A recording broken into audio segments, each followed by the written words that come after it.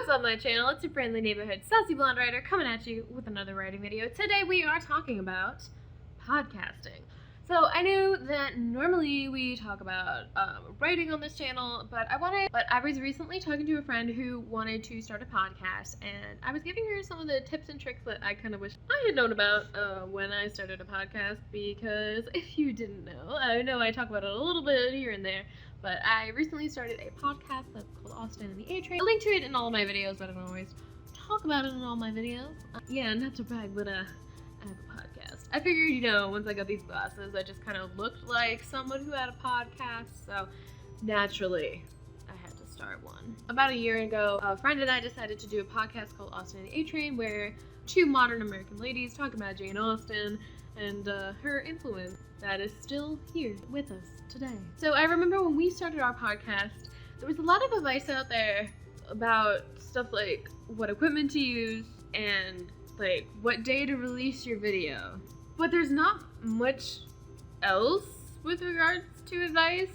Honestly, it's really similar to a YouTube channel. And since it's almost the anniversary of when I started the YouTube channel and when I started the podcast, I figured I'd do a video about the podcast.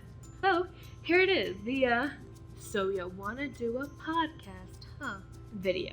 Before we begin, please remember to subscribe to my channel and give this video a like if you are enjoying it so far. It will make my day. Now that that's out of the way, let's dive on into the prep work and recording. So making a podcast is kind of like writing a book in the sense that anyone can do it if they want to, but a lot of times people don't know how much time and work actually go into doing it. Much like a book, the fun part is finding a topic to do. The annoying part is actually doing it. The advice that we found on the internet was like, you don't need to have a fancy recording studio to do it. All you need is a microphone and some headphones and a computer, blah blah blah blah blah blah. This is stuff that you can get a nice microphone. A lot of times they have really good ones on sale, like all the time, and there are tons of videos about that. I don't recommend using the default microphone on headphones or your computer or phone because podcasts are all audio.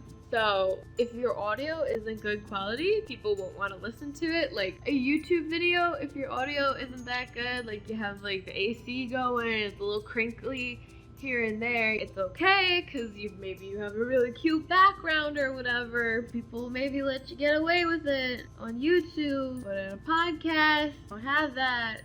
You got nothing else going for you. So invest in a good microphone.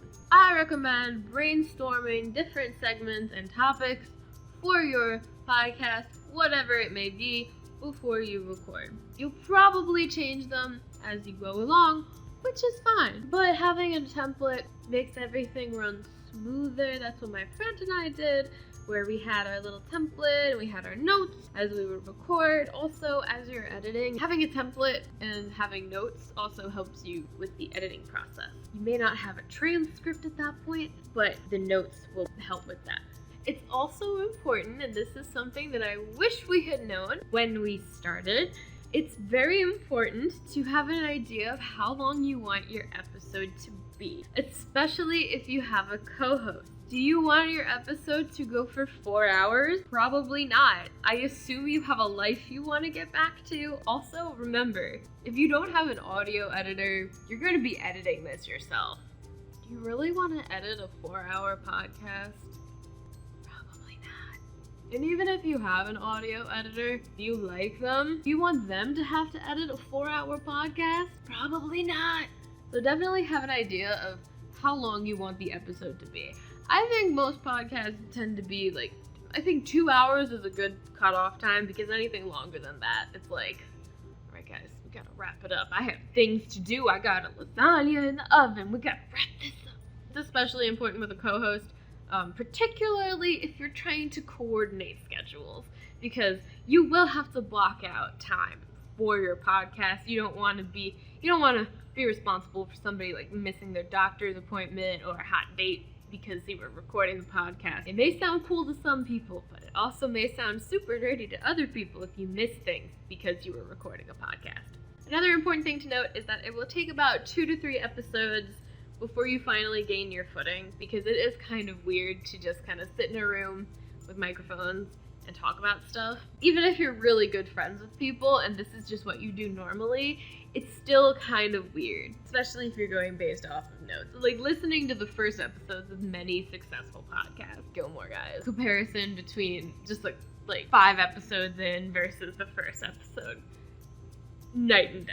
So it takes about 2 to 3 episodes to kind of find your footing, especially if you have a co-host. If it's just you being the one talking, it's a little bit different. Like the Myths and Legends podcast, because it's just him, he kind of finds his footing pretty quickly, but that's because he's literally writing out a story and just reading from it. So, because it doesn't have to figure out a vibe with another person, but he still has to find his footing with regards to how to speak with the microphone, how to be interesting when it's just you and a microphone. It's kind of like a YouTube channel when it's just you and a camera. Posting. There are a lot of resources about this, so I won't go into that much depth about it, but figuring out key words for search engines and tags and descriptions is honestly one of the biggest assets for a YouTube channel and podcast that takes a while to figure out, but once you figure it out, it is one of the greatest things that you can take away. And also, one of the best things is that you can always come back and change your descriptions and stuff once you figure more things out. I would also like to say, this is a mistake that I've always noticed with like older people, is that they tend to like sign up for TikTok or sign up for YouTube, and then they post a video of like their dog or their cat or something, and they're like, make this go viral. It's like, no, that's not how it works. When something goes viral, it's like a meme.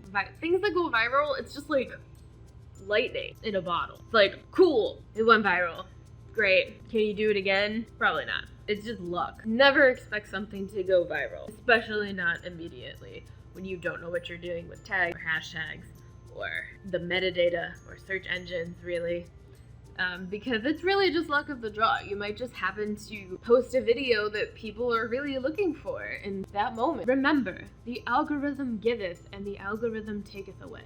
Something that, the YouTube or the Spotify algorithm is promoting one day could change the next day. So it's important to note that when you are posting. So just social media advice in general, never expect things to go viral. Because if you expect things to go viral and they don't, you're just going to always be disappointed. However, if you don't expect things to go viral and they do, then you will always be pleasantly surprised. Editing. Let's talk about editing. So if you have a co-host, you might want to come up with a list of things that you agree that you want to edit out. In addition to all like the usual stuff, like obviously you want to edit out pauses. That's just like a given. Nobody wants to sit there and listen to you guys.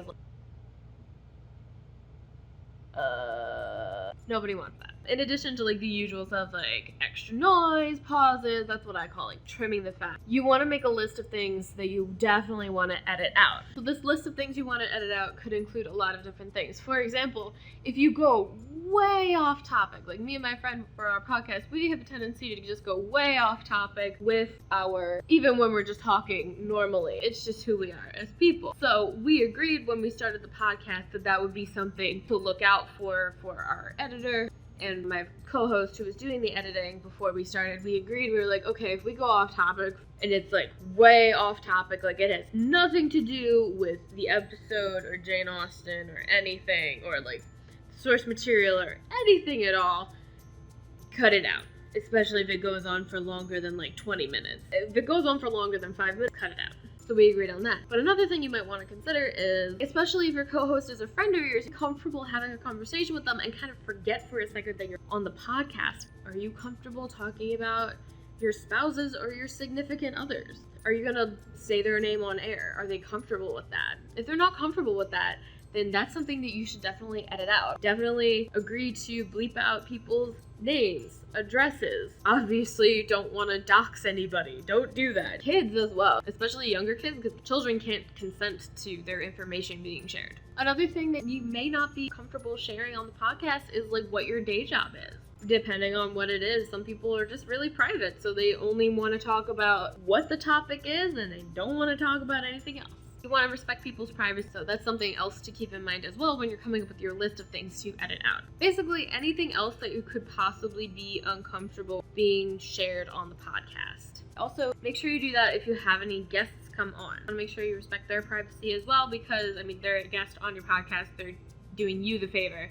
So they don't have to want to respect their privacy just as much as you respect co-host privacy as well. If you can, especially if you and your co-host both have full-time responsibilities, get an audio editor if you can. Having an audio editor is a huge time saver because their job is to just edit the audio, especially if you have full-time responsibilities. And I'm not just talking about full-time jobs, I'm talking about full-time parents as well, because kids are a lot of work, man. But yeah, if you have full-time responsibilities, whatever they are, you may want to consider having an audio editor. If you can't, I mean, obviously that's okay because I mean money. Then it is something to keep in mind that however long the recording is, it's going to take basically 3 times that to edit it. So if you have a podcast that is 1 hour, it's basically gonna take 3 hours maybe to edit it. And then you get your final product. It works the same way with YouTube videos. A lot of times most podcasts start out with somebody, one of the co-hosts, doing the original audio editing, and then the goal is to get either monetized through ads or monetized through Patreon, and then you can get an audio editor. That is something to keep in mind and something to work towards. If you're editing the audio yourself, remember that noise reduction is your friend, and when you cut the audio, add little fade-ins and fade-outs so it sounds a little less choppy on the recording. It just, you don't think of that when you start recording, especially if you're new to the audio editing game, but listen, it will take it up a notch. If you've never edited sound before or audio before in your life, I recommend using Soundtrap. They're not sponsoring me, but they're a really good program. They're pretty cheap. They're cloud-based too, so if you don't have a Mac and you don't have GarageBand, or if you have like a Chromebook or a tablet or whatever, Soundtrap is really good. They also have free programs. I've never edited a podcast on their free programs, but I know they exist, so that's a thing that you can do. So something to keep in mind. Yeah, so Soundtrap's also really good to just kind of familiarize yourself with editing audio and sound stuff. Get yourself familiar with the different terms, the different things you can do. And I think that's it for my tips today for starting a podcast. That's all I got for you today, folks. I hope you enjoyed this video on podcasting. Everything you want to know except about equipment and posting. If you enjoyed this video, please leave a like and remember to subscribe. I post new videos on Wednesdays. And of course, happy podcasting!